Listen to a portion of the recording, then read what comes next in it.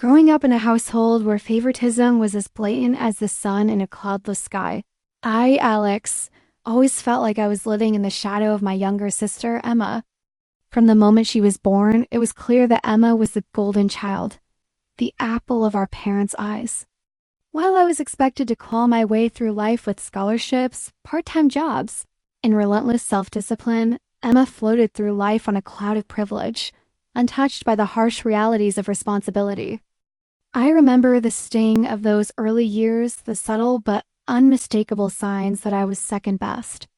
At 16, I saved every penny from odd jobs for months to buy a gaming console, only to be told by my parents, "Oh, we already got one for Emma last week. You can share hers." The words cut deeper than they should have, but I swallowed my disappointment, as I always did.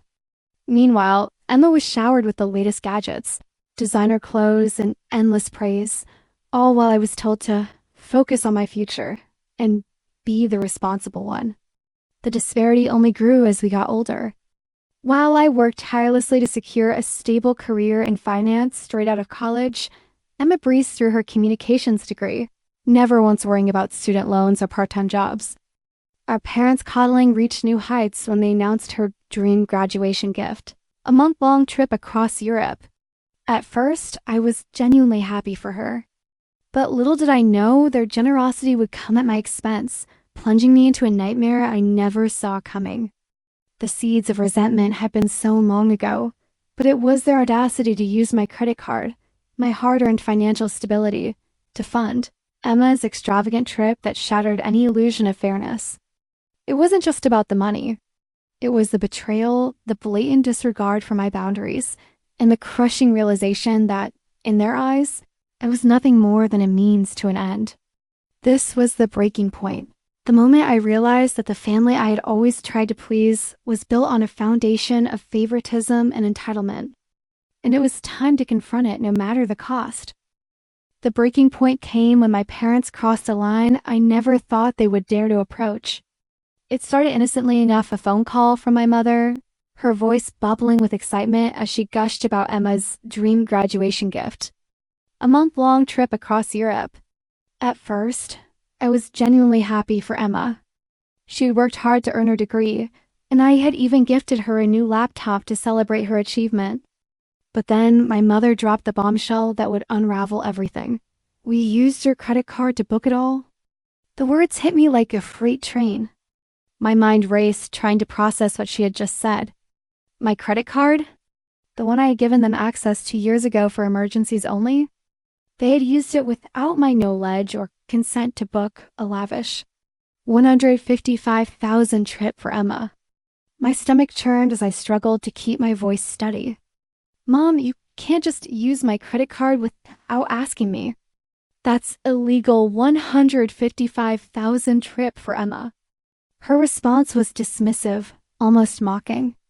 "Oh, Alex, don't be so dramatic. It's for your sister's graduation. Family looks out for each other. We'll pay you back eventually." The casualness in her tone was infuriating, as if $155,000 was a trivial sum, as if my financial stability and credit score were mere afterthoughts.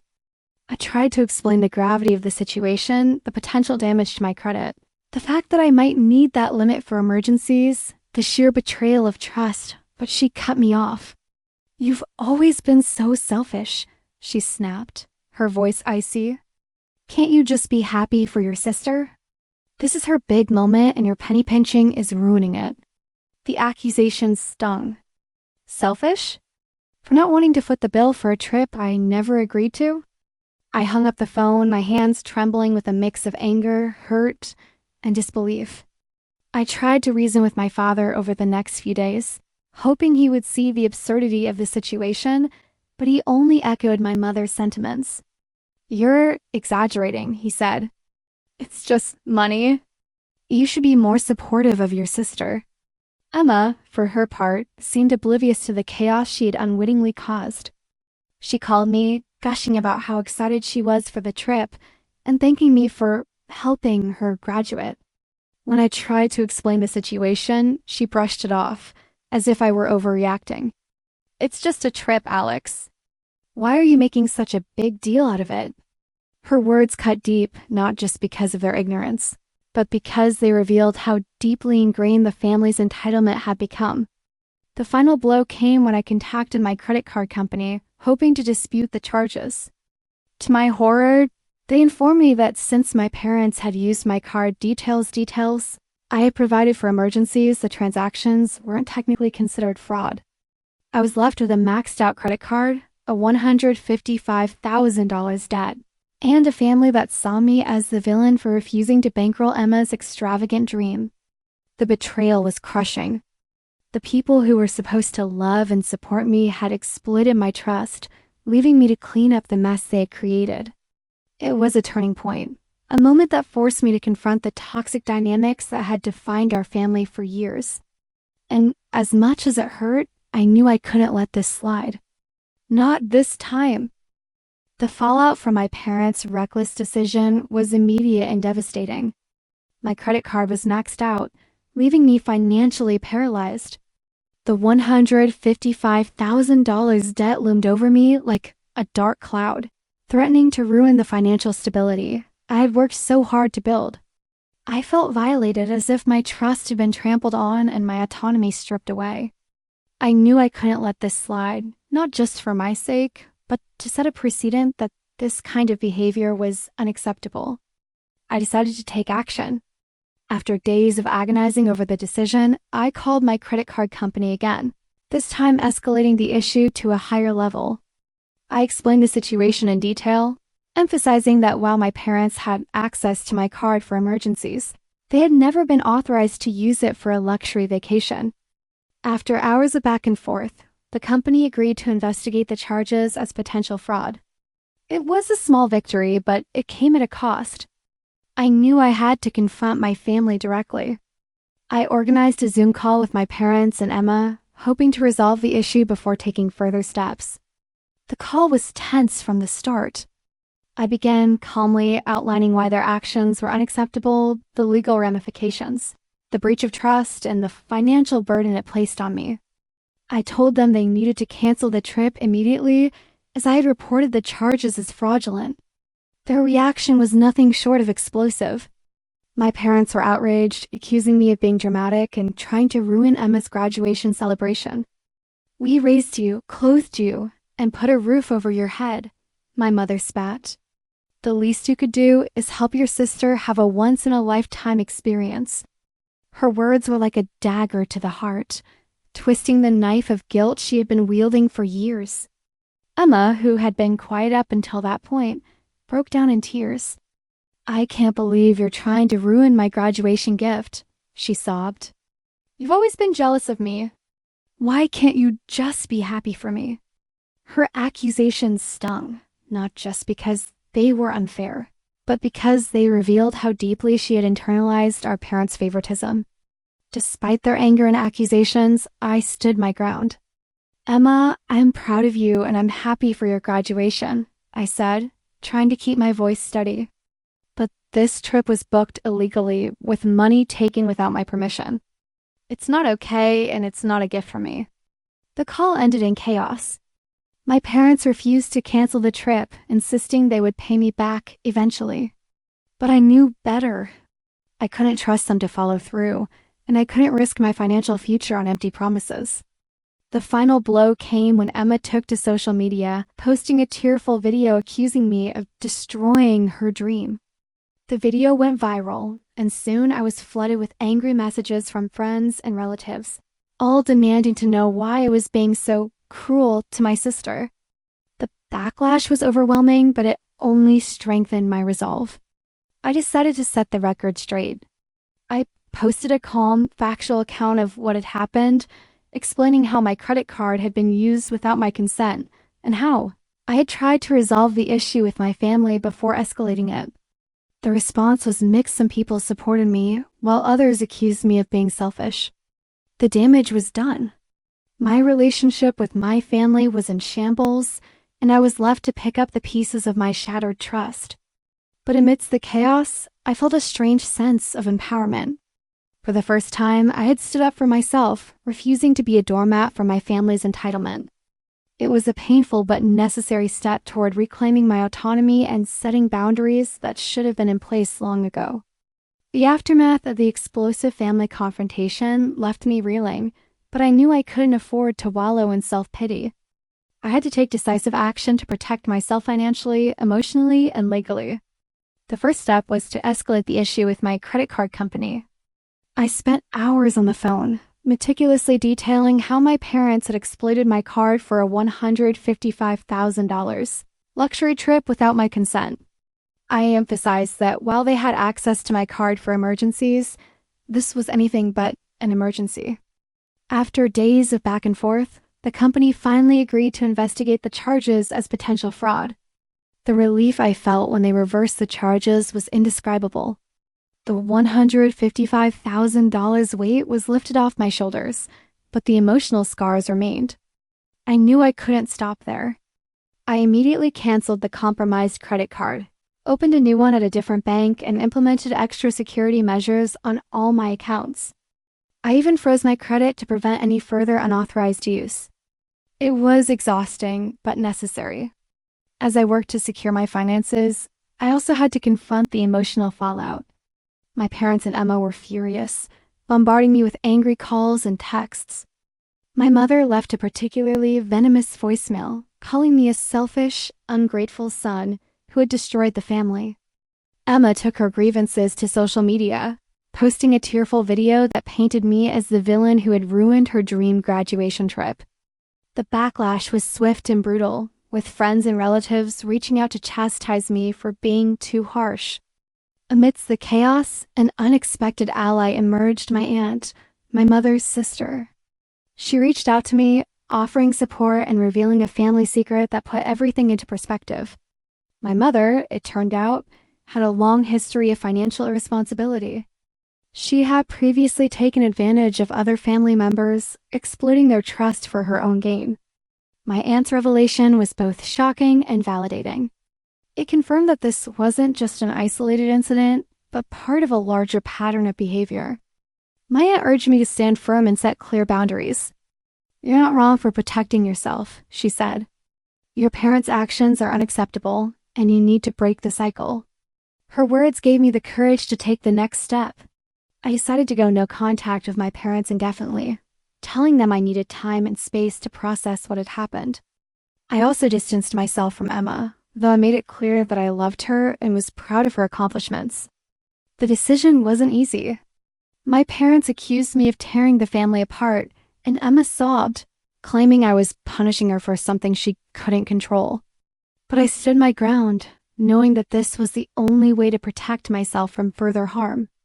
In the weeks that followed, I began therapy to work through the emotional trauma and establish healthier boundaries. I also reconnected with a few supportive relatives, including my aunt, who became a trusted confidant. Her encouragement helped me see that I wasn't alone and that standing up for myself was the right thing to do. The process was painful, but it was also empowering. For the first time, I felt in control of my life, free from the toxic dynamics that had defined my family for so long.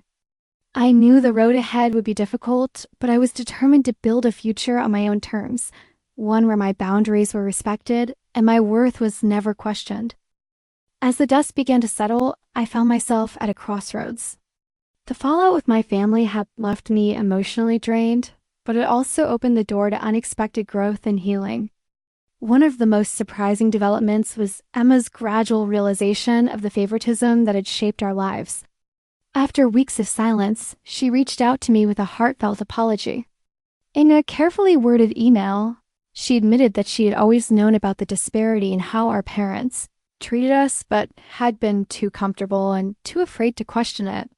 She expressed regret for her initial reaction and acknowledged how unfair it had been to blame me for standing up for myself. Her words were a balm to my wounded heart, but I remained cautious. We began having occasional phone calls, and over time I could see genuine change in her. She had moved into her own apartment, started working full-time, and was taking steps toward financial independence. She even asked me for advice on budgeting and saving, a stark contrast to the entitled sister I had known. It was a slow process, but for the first time, I felt like I was getting to know Emma as an adult, not just as the golden child our parents had created.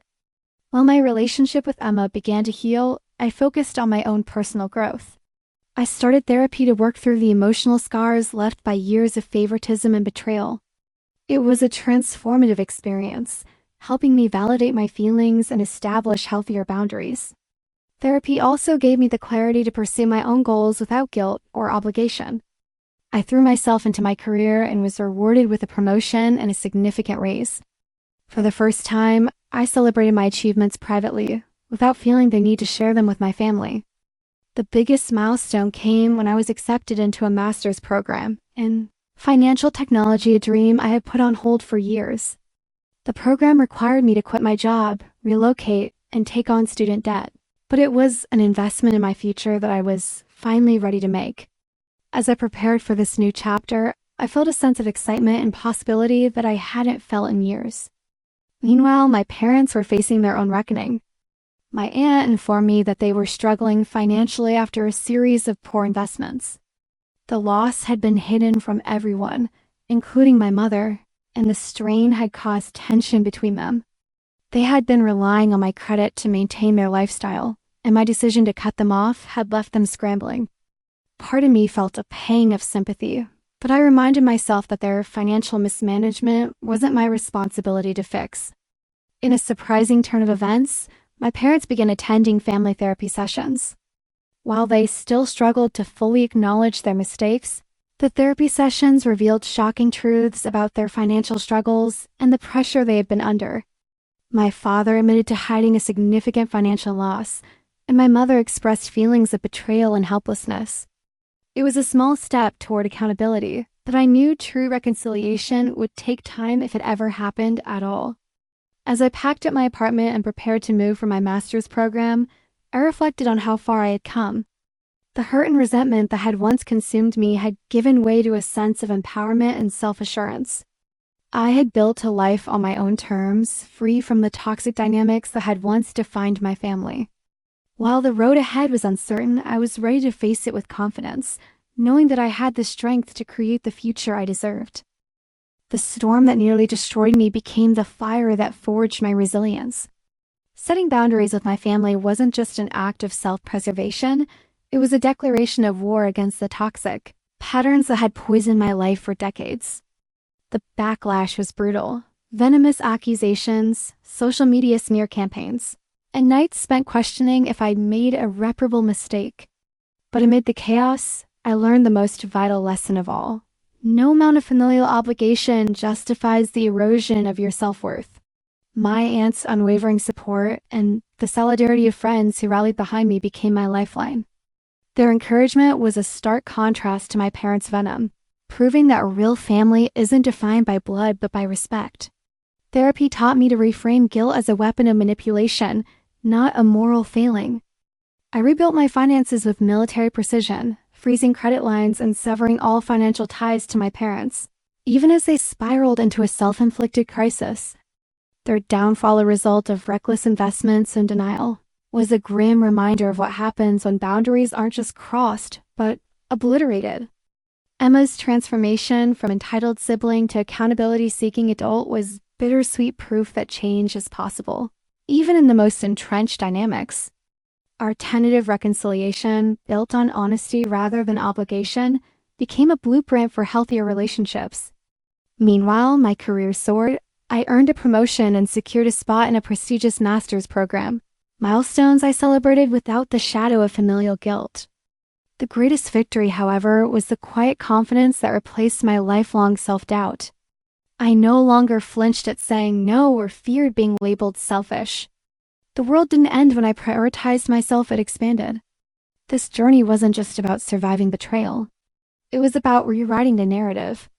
I emerged not as a victim of my family's favoritism, but as an architect of my own destiny. To anyone trapped in similar cycles, know this: boundaries aren't walls, they're bridges to freedom. And sometimes, walking away isn't an act of cruelty. It's the ultimate act of self-love.